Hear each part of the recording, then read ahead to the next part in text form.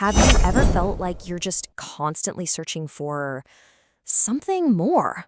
Well, today, we're going to dive into a pretty profound idea that might just change how you see that search. We're talking about returning to yourself. You know, it all really kicks off with a question that, let's be honest, most of us have asked ourselves.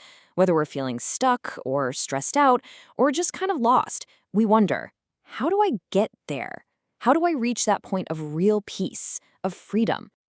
But what if the question itself is the problem? The core idea here is that we've been looking at it all wrong. Freedom isn't some destination you have to struggle to get to. Nope, it's a remembrance. It's something you just need to remember. And that brings us to our first big point. The very question, how do I reach freedom, is flawed.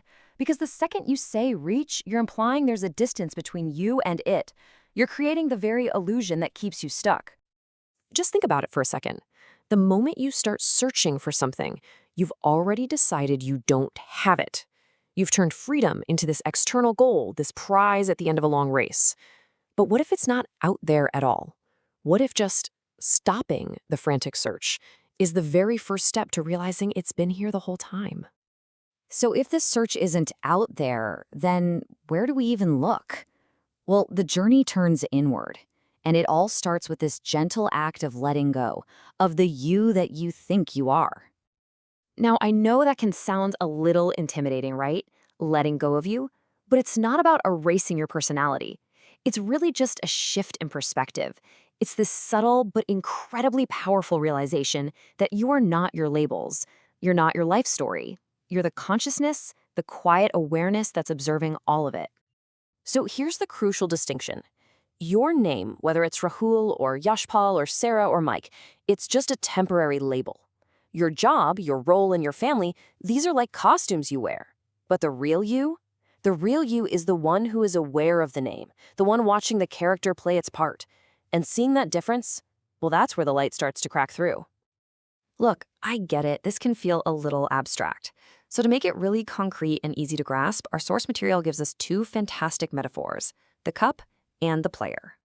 Okay, first, picture the huge, endless ocean of existence. Now, imagine a small cup is dipped into it and filled with water. That cup, even though it's still sitting right there in the ocean, starts to think, I am this little cup of water. I am separate from everything else. And that little cup? That's our ego. It worries, it compares itself to other cups, but what happens if a tiny hole appears in the cup? The water inside and the water outside start to merge, and that illusion of being separate just dissolves. The second metaphor is just as powerful. Think of life as this grand play. So on one hand, you have suffering. That happens when the actor on stage completely forgets their acting and takes the whole script personally. But on the other hand, you have freedom. And that's found by the player, the one who's fully aware it's all a performance. They don't fight the script, they just give the best performance they can, knowing it's not who they really are. Okay, these metaphors are really insightful, right? But how do we actually apply this stuff? How do we start making that tiny hole in the cup? Well, the source points to something so simple, the practice of stillness. That's really it. It's a practice of pure simplicity. There are no goals, no special mantras, no complex techniques. Just for a few moments, whenever you can, you just close your eyes and come back to the rhythm of your own breath. You're not trying to achieve anything at all. You're just returning home to yourself. And here is where it all connects so beautifully. Each one of those moments of quiet stillness, each conscious breath, it's like you're gently sanding down the walls of that cup. It's a practice of dissolving the boundaries we've built up, making that illusion of separation just a little bit thinner every single time. So this brings us to the final, really powerful conclusion of this whole idea. When the endless searching finally stops, when that tight grip on our identity starts to loosen, when the walls of the cup dissolve, what's actually left? So we've come full circle, right back to the beginning, the whole idea that you're on a journey to reach freedom. That was the illusion all along. It was never a journey outward to find something you were missing. Instead, it's a journey inward. It's a journey to simply remember the truth of what you have always been, underneath all the labels and all the stories. And the core of that remembrance is this one simple, earth-shattering truth. You were never separate to begin with. The cup was always in the ocean. The actor was always more than the role. That feeling of separation was the illusion, not the reality.